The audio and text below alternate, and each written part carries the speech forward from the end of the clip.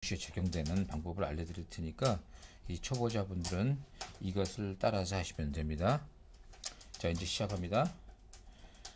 먼저 온오프 스위치를 먼저 합니다. 가장 먼저 해야 될 순서겠죠. 먼저 온오프를 하려면은 맨 여기 있는 스위치 요거를 오른쪽으로 돌리면 돼요. 불이 들어오죠. 자, 그리고 이렇게 스타트를 하면 됩니다. 가장 기본입니다. 이제 여기서 이 기기의 그 사용법을 알고 나면은 다른 턴테이블에도 적용이 가능하니까 일단 얘를 먼저 설명을 드릴게요. 맨 먼저 해야 될 거는 온오프겠죠. 다시 오프입니다. 그리고 온입니다. 이게 누르고 하는 버튼이 아니라 돌리는 버튼에서 처음에 헷갈릴 수가 있어요. 자, 그렇게 하시고 그 다음에 여기 기능 있죠. 요거는 33과 45회전이에요. 이 스피드가 LP는 33회전에 맞춰져 있고요. 그 다음에 EP는 45회전에 1분당 RPM이죠. 그게 맞춰져 있기 때문에 거기에 정확한 속도가 맞춰져야지 녹음한 속도와 재생한 속도가 같게 되겠죠. 자, 그래서 요거는 34회전. 자, 돌려봅니다. 33회전. 그리고 이건 45회전. 다르죠? 여기서 그리고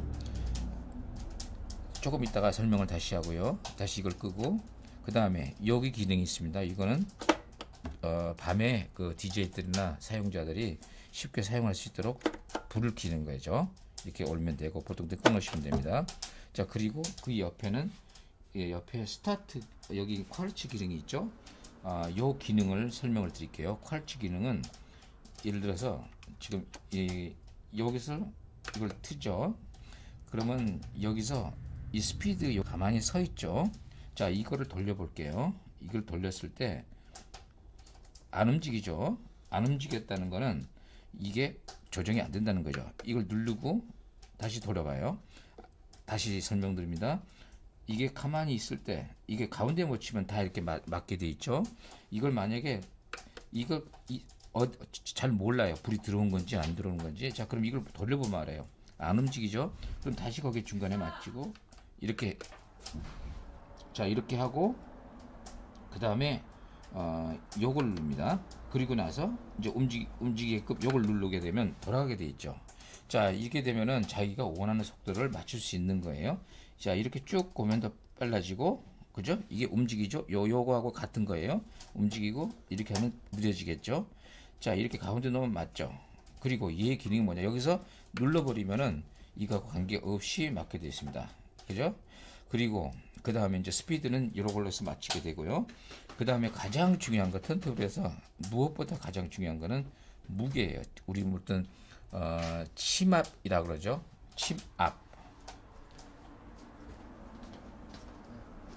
침압인데 그 다음에 이제 여기서 가장 먼저 해야 될 것이 자, 이제 이걸 쓰고요. 자, 이걸 풀고 자, 이제 침압을 맞추는 방법을 알려드립니다. 침압은 이렇게 맞추면 됩니다. 여기서 사실은 침압계라는 것이 있어요. 자, 보여드릴게요. 침압계는 이렇게 생겼어요. 이렇게 생겼어요. 그래서 이걸 온 키고 되면 여기 불이 들어오죠. 이건 조금부터 사용법을 알려드리고 이게 없을 수가 있습니다. 이걸 먼저 설명드릴게요. 없었을 때 하는 방법. 자, 이건 아주 간단합니다. 여기를 넣고요. 보세요. 이걸 그냥 넣고 이게 지금 내려가고 있죠. 그러면 이거를 뒤로 돌려요. 이 추를 전체를. 그러면 이게 수평이 돼요. 이제 가는 건 이제 엔티스케이팅으로 막으면 되니까 자, 이게 어느 정도 맞은 거예요. 만약에 여기서 돌려보았을 때 내려가죠. 그러면 다시 뒤로 약간씩 하면은 이게 우리 시소를 타듯이 학교에서 시소 타보셨죠?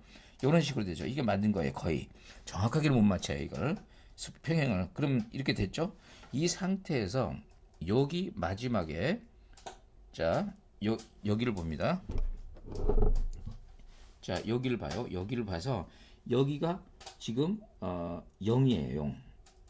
0에 맞춰주면 돼요. 자, 됐습니다. 이러면 이제 끝난 거예요. 자, 그 다음에 자기가 가지고 있는 바늘에 침압이 있어요. 뭐 슈어는 몇 그램, 그라도는 뭐 1.5g, 오토폰은 뭐 5g짜리도 있죠. 자, 그러면 자기 예를 들어서 자기 그 스펙을 읽어봤는데 이건 1.5g이라고 하더라. 그러면은 여기다가 다른 건 가만히 있고 이걸 그대로 상태에서 1.5를 누르면 돼요.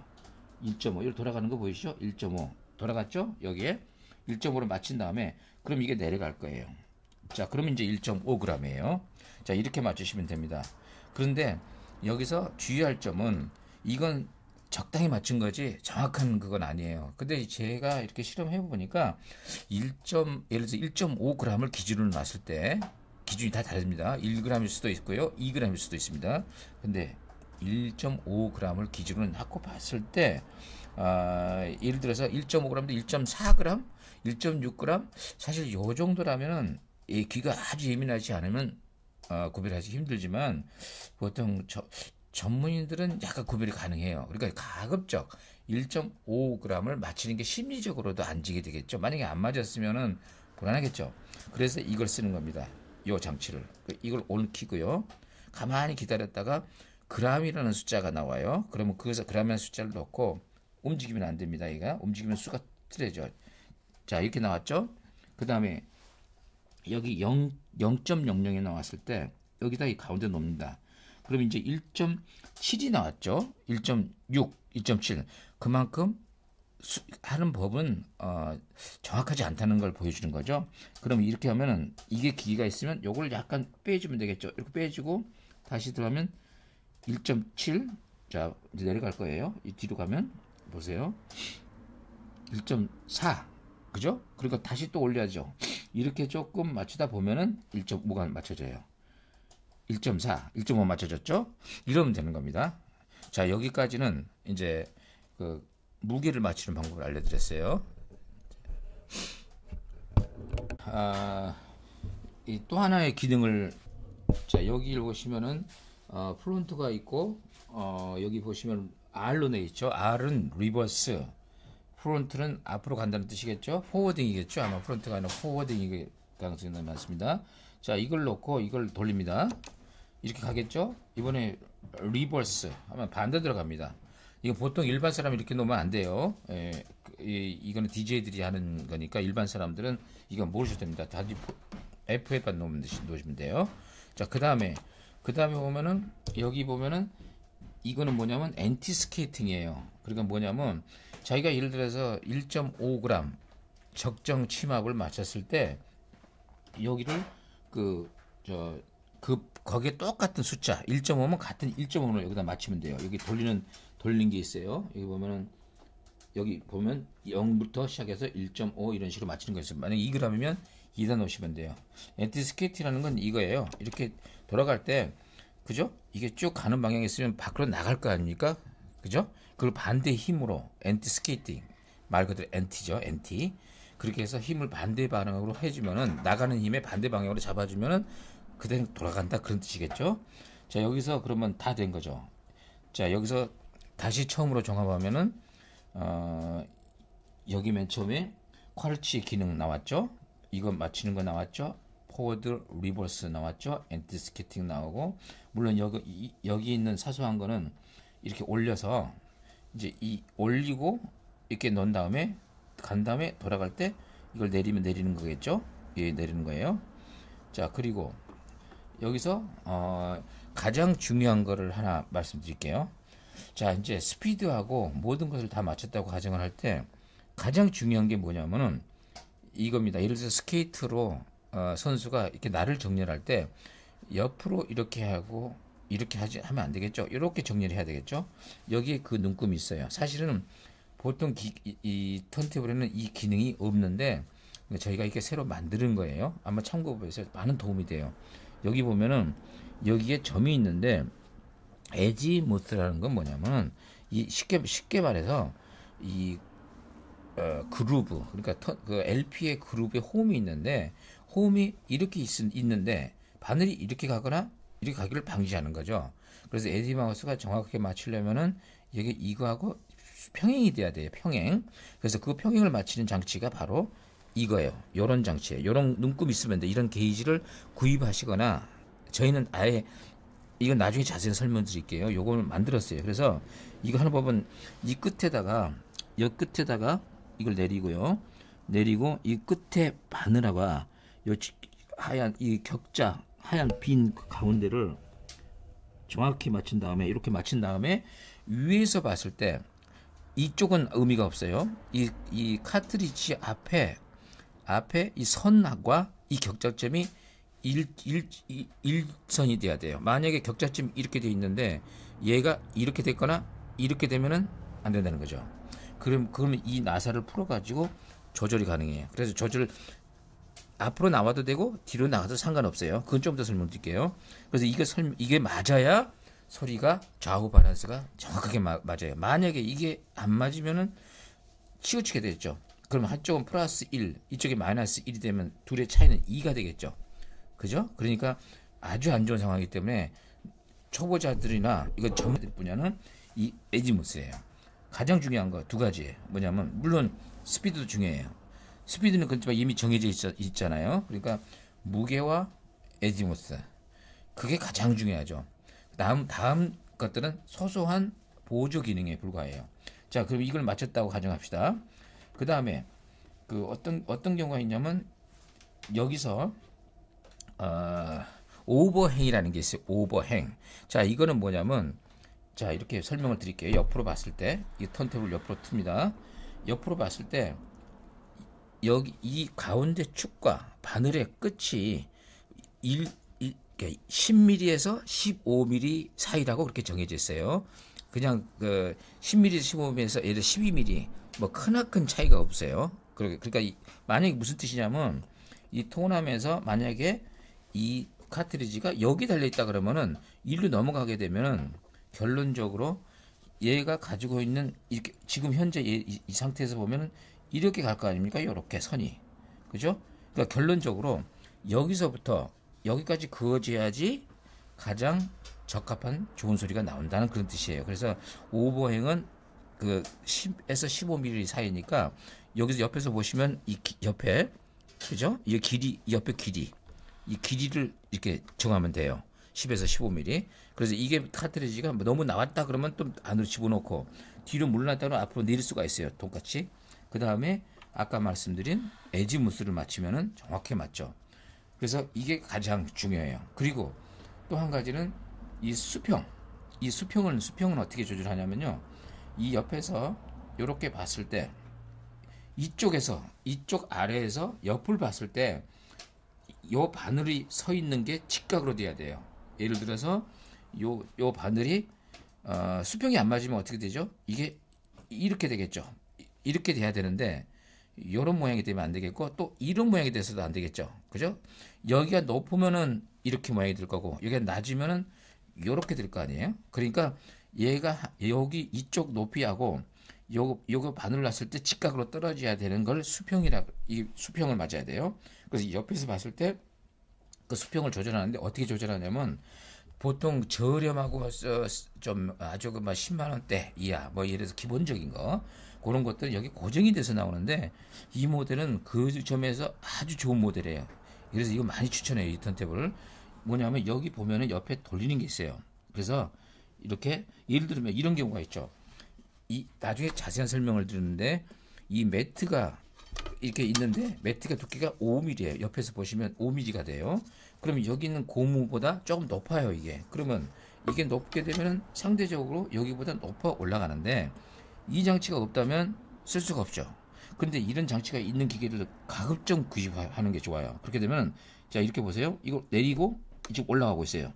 이게 변동폭이 상당히 심하죠. 보세요. 지금 올라가는 거 보세요. 여기. 그리고 내려가는 거. 지금 내려가고 있죠. 이 홈으로 들어가 버렸죠. 지금 홈으로 들어가 버렸죠. 그러니까 상당히 이 폭이 넓어요. 이 턴테이블이. 정확한 내가 지금 모르겠는데 지금 올리고 있는데 벌써 1cm 정도, 10mm 정도 차이가 나는 거 보면은 이거 5mm 정도 가지고는 아무 이상 없다는 그런 뜻이죠. 그걸 맞추면 돼요. 자, 이제 여기서 다 끝나고 그 다음에 우리 쉽게 할 수 있는 거 여기 보면 요걸 놓는 거예요. 45회전 아답터. 이거는 뭐냐면 여기 보시면은 이런 게 있어요. 이런 그 EP라고 그래요. EP 45회전. 그러면 얘를 이렇게 놓으면은 어떻게 됩니까? 그죠? 이게 안 되겠죠? 그래서 여기다가 가운데 우리 도넛 스파이나 그러죠? 여기다 가운데를 넣고 이렇게 놓는 거예요. 그렇게 되면은 이게 안 움직이죠. 그럼 이렇게 되죠. 이렇게 되고 이렇게 놓게 되면은 이제 자연스럽게 쭉 가겠죠. 이 45회전이에요. 이제 45회전, 33회전, 45회전. 이제 마지막으로 그리고 이제 요거를 이 45회전을 쓰실 분은 가급적이면 오리지널을 써도 좋지만은 저희는 이렇게 따로 만들었어요. 이렇게 만드는 이유는 만약에 이렇게 돼서 이게 일직선으로 보통은 일직선으로 돼 있죠. 그걸 들면은 이게 딸려 들어와 버려요. 이게. 근데 얘는 이게 각도가 있기 때문에 안 딸려와요. 이렇게 안 딸려오죠. 이렇게. 그래서 특히 DJ들이 보면 45회전 쓰는 경우가 많아요. 이렇게 싱글 한 곡이 들어있으니까 이렇게 됐을 경우는 갈아끼기가 쉽죠. 그리고 요거는 여기로 들어가는 거예요.